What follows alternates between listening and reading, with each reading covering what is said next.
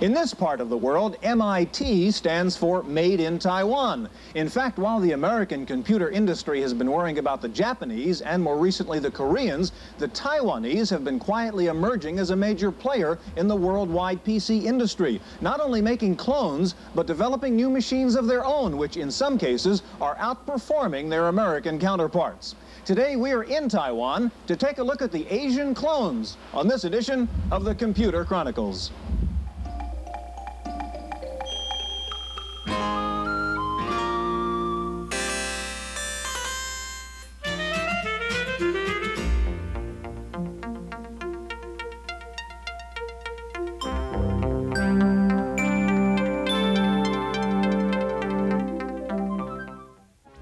The Computer Chronicles is made possible in part by CompuServe, featuring an online reference library, Wall Street reports, at-home shopping, airline reservations, games, and hundreds of other services. CompuServe, helping people get the most from computers. Additional funding is provided by McGraw-Hill, publishers of Byte. Byte's detailed technical articles on new hardware, software, and languages cover developments in computer technology worldwide.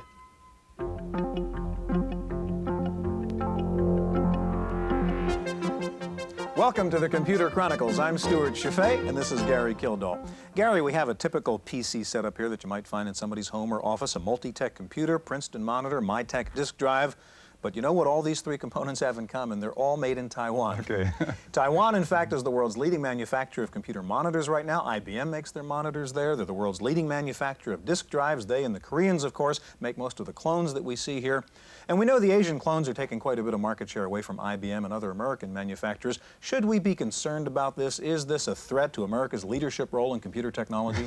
Well, Stuart, my personal concern is that I look in the paper and I see a used AT for $9.95 and you see something like this for $6.95. Right, so it's all confusing. But I think there's not a real threat here because what we're dealing with is the technology of manufacturing, not the technology of computing. Mm-hmm. Now, we're always going to have a very large group of people here that are in the United States and elsewhere who are really are interested in sales and service, reliability, state-of-the-art kind of computing, and those are the people who will buy the more expensive machines. Now, these machines act as good filler machines, for example, as workstations, word processing, and things of that sort, where it's not really critical as far as reliability is concerned. I think we're seeing that our technology is moving along, and the clones or machines like this will follow, but they're not going to catch up. Okay, well, we're going to go to Taiwan today to take a look at these Asian clones, see just how good they are, help you decide whether or not an Asian clone is a safe bet to buy. We're going to start out with a visit to Science City, just outside Taipei, the Silicon Valley of Taiwan. Less than 100 miles off the coast of mainland China is the island of Taiwan, a densely inhabited, proudly independent nation, officially called Republic of China on Taiwan. The ROC's 19 million residents now enjoy one of the highest standards of living in Asia, made evident by a profusion of consumer goods and due largely to a very successful export-oriented industry. Our country is very much export-oriented country.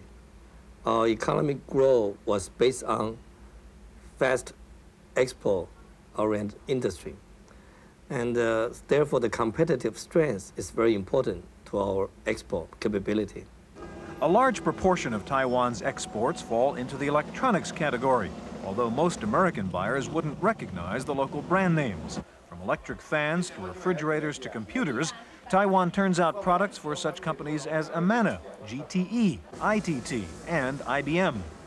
The special relationship that permits such brand name ledger domain is called OEM, or Original Equipment Manufacturing. The OEM connection was clearly evident at a recent computer show in the capital city of Taipei. Computex was one of the first computer trade shows to be held in Taipei's World Trade Center, and it featured dozens of small booths with intriguing products and names. Some, like Tatung, are well-known companies in the home market with sales in the hundreds of millions of dollars. But many booths featured less famous manufacturers like Kingtech, Hollycon, and OEM Tech, making it clear from the start that buyers are free to choose any name they like. Even the larger companies like Mitac and Microtek are satisfied with a behind-the-scenes approach to marketing their products. Microtek brand name is not known like Hewlett-Packard, for example. So it will take a long time, several years, to able to set up your recognition and a distribution channel. So our strategy is, if there's a reputable company and they're interested in our product, and we support them, we call OEM, they carry our product. In that way, our profit is lower, but our product can serve more people. Until recently, Taiwanese products for export also suffered from a quality image. For years, the country's industry was associated with cheap, mass-produced goods and an abundant supply of labor. But that image has changed. This country, you can sense it now when you are staying here, that our standard of living and cost of living has been rising rapidly in the last few years. And so the wage has been increased very high. Therefore, it is no longer economic to depend heavily on our traditional labor-intensive industry. The increasing wages of Taiwan's factory workers do not seem to concern the local computer companies, who see the cost advantage in engineering rather than in manufacturing. In computer, the cost, labor assembly maybe represent less than 2% of the total cost. So the key cost is in R&D, in marketing, supporting the products, in overhead. Compared with states, I think the cost of brain is much cheaper. Taiwan schools graduate as many engineers per capita as Japan, a much higher proportion than in the United States. This influx of engineering graduates has propelled Taiwan's computer industry from a source of cheap clones to an original contender.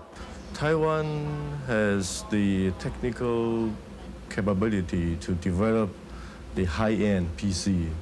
When you look at the PC industries, right now, IBM moved to 10 megahertz 80, which one years ago Mitac already brought to the market, and some other company. Widely displayed at Computex were plenty of peripherals and components, the computer parts that made Taiwan a major exporter. But Computex also featured some distinctly new products as well, from some of the leading local companies. Tatung is one of Taiwan's biggest companies and the largest producer of computer monitors in the world. One of its biggest clients also happens to be the biggest computer company in the world. Tatung, which produces a vast array of electrical appliances, also operates its own school, the Tatung Technical Institute.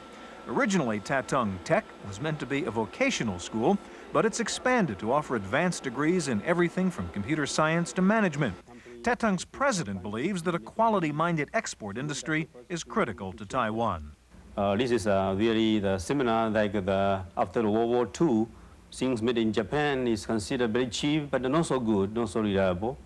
And I think that, as you know, we making good products. So that some other companies. But very important is that there'll be some countries' quality authority where they can certify all these products. Among Taiwan's top computer exporters is Multitech.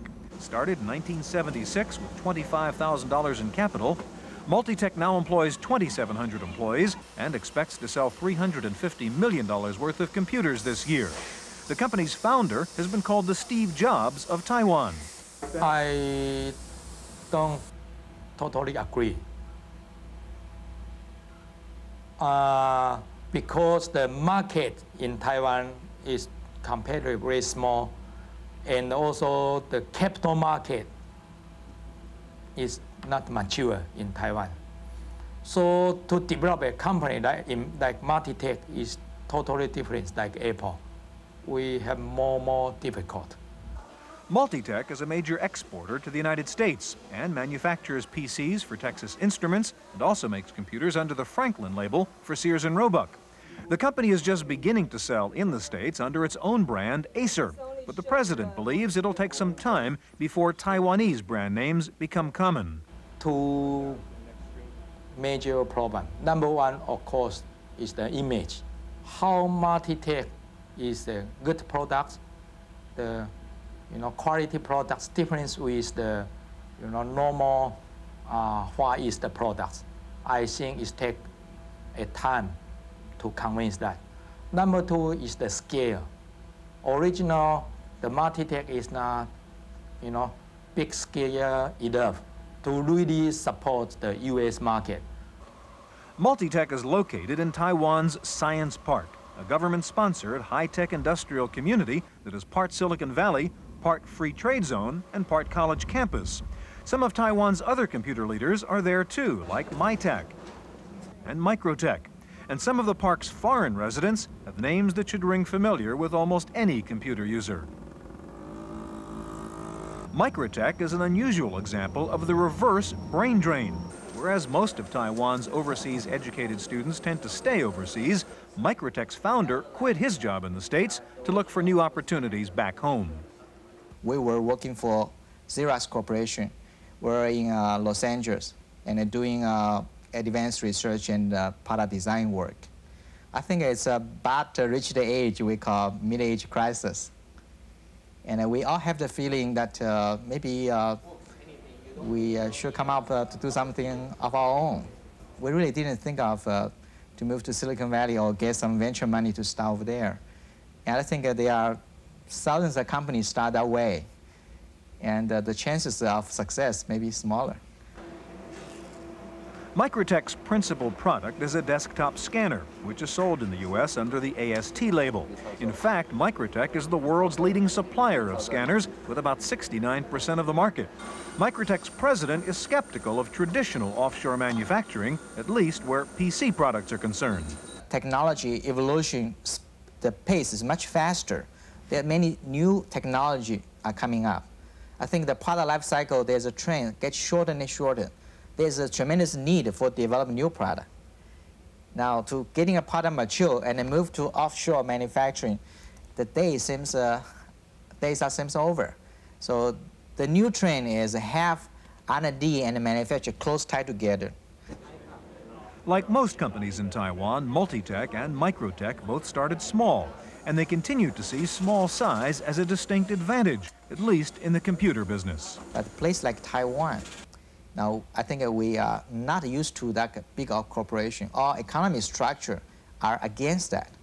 So most of the enterprise company size are much smaller in scale, like in between 100 employee to 500 employee. That allow you to the company is smaller, able to move fast. The small independent manufacturer is a hallmark of Taiwanese industry and is readily visible everywhere in Taipei, from the fruit vendors to the food stalls to the little booths at computer shows. The KS Brotherbox company, which markets under the KingTech label, is an example of the small exporter. KingTech doesn't have a high-tech plant in Science Park. Instead, the factory, offices, even the living quarters of some of its employees are in one large building in downtown Taipei. The assembly line turns out XT and AT compatibles and a new portable 286 machine with an LCD screen. We export all around the world, especially the States and Canada, South Africa, Switzerland, Holland, and England, and also the Australia and Italy. The island of Taiwan has less than half the population of Korea, yet it has twice as many small electronics companies, over 65,000, and almost 3,000 of them make computers. This may seem like a challenge to the foreign buyer, but it's also an advantage. The thing about Taiwan and Korea is they have got some big industries. They've got Hyundai, they've got Samsung, they've got a few others. And they're mainly Korean corporations selling their products, and their prices are good. But they've already got sales channels set up in the U.S. So if you want to buy from them, you're buying from a U.S. sales rep who's got a big piece of fat in there to support him. In Taiwan, many of the companies are American financed and owned, and many of them are just small shops. So it's kind of, economically speaking, it's not a monopoly, it's a complete opposite. It's a perfect market here. While lots of PCs and peripherals are made here in Taiwan, many of them start out as U.S. designs and end up as U.S. products sold in American stores. For a look at the U.S. connection to the Asian clone story, here's Wendy Woods in California. With the exception of its monitors, every product Atari makes, from its game machines to its sophisticated ST computers and new laser printer, is made in Taiwan. Atari's U.S. facility is just a big think tank where the products are designed. It's cheaper this way. Labor is cheaper overseas, and Atari makes no bones about its interest in cutting costs. It's possible to do manufacturing in such a way that is not too labor intensive now, but if you don't have a very automated factory, it makes sense right now to do your manufacturing overseas. But engineers have had some trouble with this arrangement. Communication is a problem when you and your factory don't speak the same language. Then there's the shipping time, up to 3 weeks for product to reach the U.S. There's one other disadvantage to manufacturing in Taiwan. Atari says that plant is working at capacity, and Atari would like to expand its manufacturing capability. So, armed with millions of dollars from a public stock offering, Atari is thinking about opening its first plant somewhere in North America. The bottom line is that the consumer in this industry has shown that it really doesn't matter if it says made in USA, made in Taiwan, or made on Mars on the package. They're looking for a price and a value, and we have to be able to provide that to them. But at this point, it looks very good that we can provide that with domestically manufactured products. In Sunnyvale, California, for the Computer Chronicles, I'm Wendy Woods.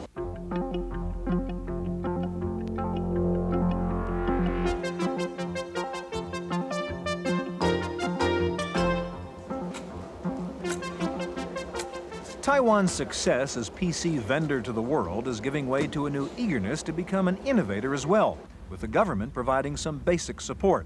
The Science Park project is an attempt to merge some of the entrepreneurial features of Silicon Valley with the investment appeal of a free trade export zone.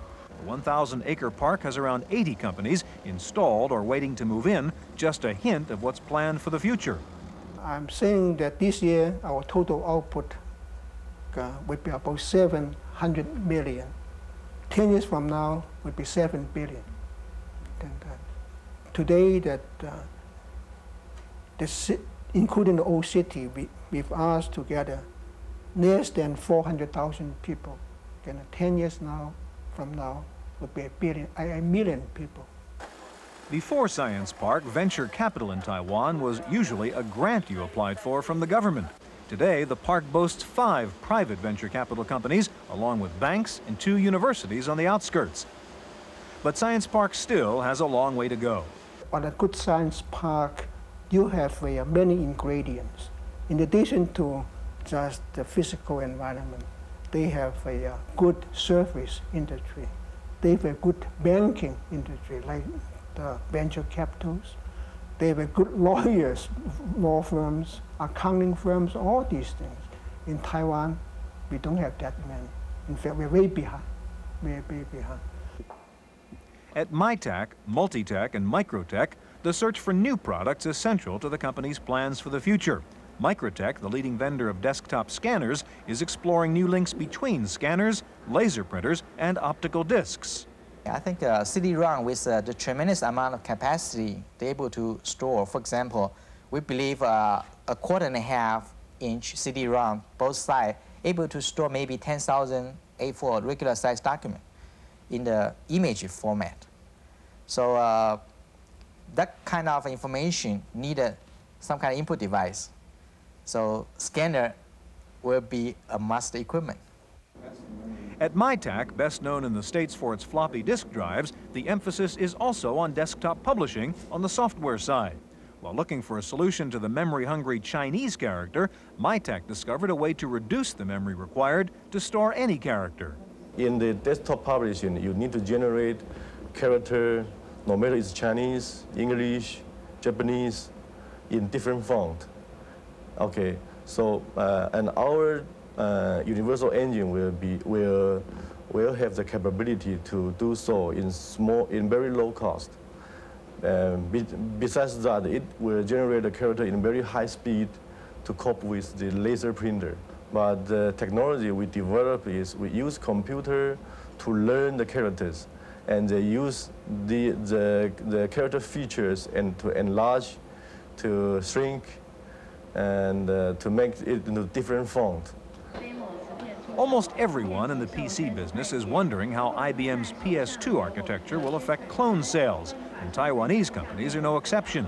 While some are hard at work trying to unlock its secrets, others are contemplating a different course of action.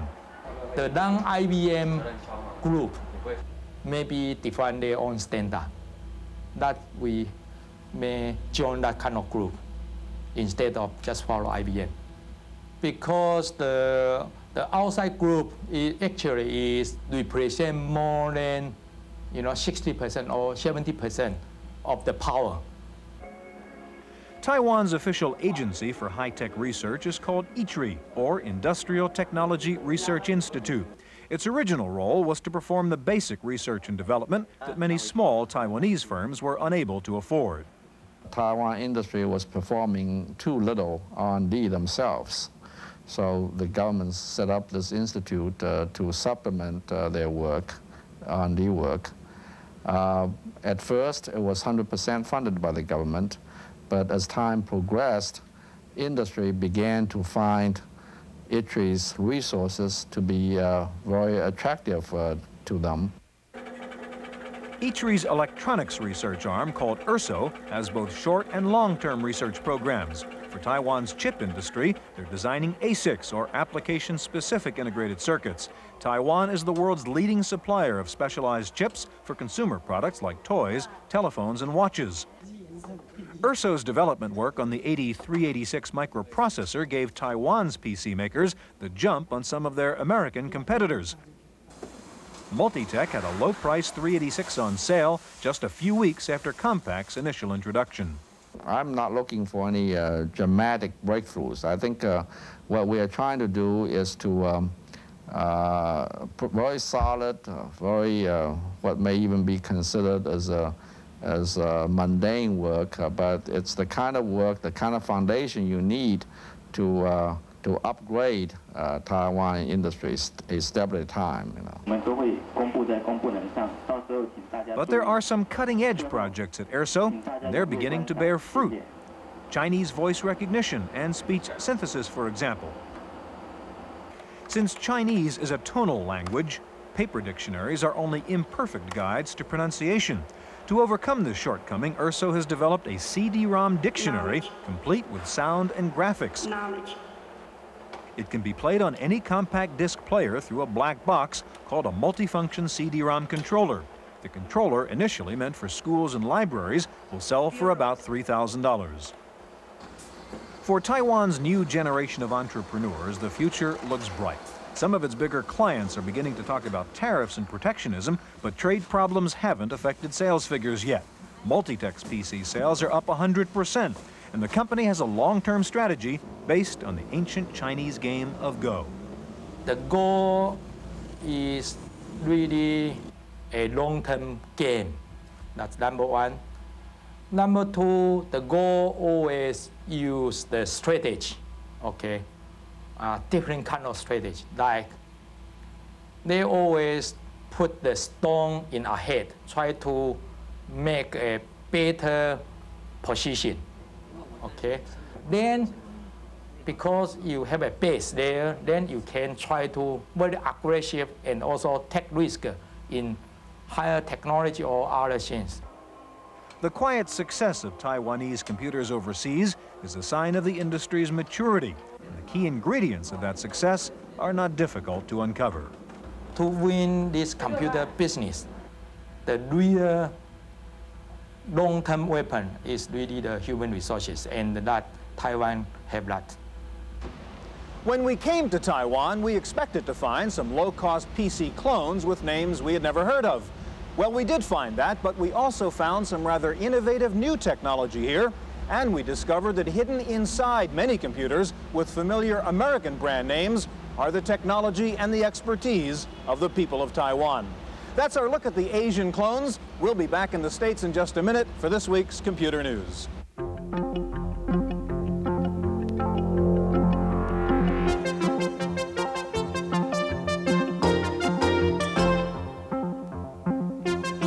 Random access Access File this week, IBM is trying to overcome some recent bad publicity on the PS2 Model 50.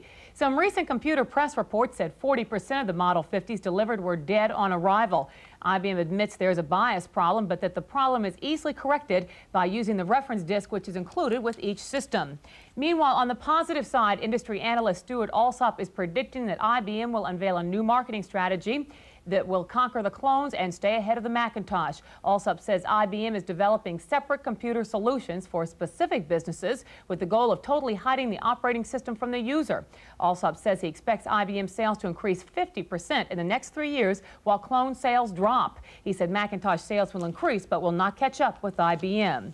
Time now for our software review. Here's Paul Schindler. This is one way to sell automobiles. This is another. This is an advertisement for Ford Motor Company's Mercury Mercure. It's one of the oddest software reviews we've ever done because this isn't a package you buy, it's one you get for free. The question of whether it does anything useful is in the eye of the beholder. This is one of the first CRT billboards, the first interactive advertisement. It's probably the start of a whole new form of advertising. You get a look at the Mercure XR4 TI sports car, both graphically and in terms of its specifications. Plus, you can compare it to other sports cars in its class. One clever feature allows you to print your own window sticker based on the optional equipment you want, which may also bring on sticker shock when 19,924 pops up as the bottom line, excluding taxes, title, license, and destination charges. It may seem like just another form of hype to you, but when we got our disc, it came late with a small notice apologizing for the delay because demand far exceeded supply. Now, whether floppy ads are less irksome than others remains to be seen, but at least you have a free floppy to use when you're done. For the Computer Chronicles, I'm Paul Schindler. Sharp has announced the release of new magneto-optical disk drive that can erase and rewrite onto 5¼ optical disc. Each disc can hold 422 megabytes. Digital Equipment Corporation says it will begin manufacturing the Microvox 2 in India. Digital says it also hopes to use Indian engineers to develop software for the international market. Finally, if you'd like to find out if Gary Hart can really win the presidential election, there's a new piece of software called President-Elect. You can be any of 67 real political candidates and plot your strategy through primaries, caucuses, and the press. One reviewer said it's very realistic. Experience, honesty, and ability gets you nowhere. That's it for this week's Random Access. I'm Cynthia Steele. The Computer Chronicles is made possible in part by CompuServe, featuring an online reference library, Wall Street reports, at-home shopping, airline reservations, games, and hundreds of other services.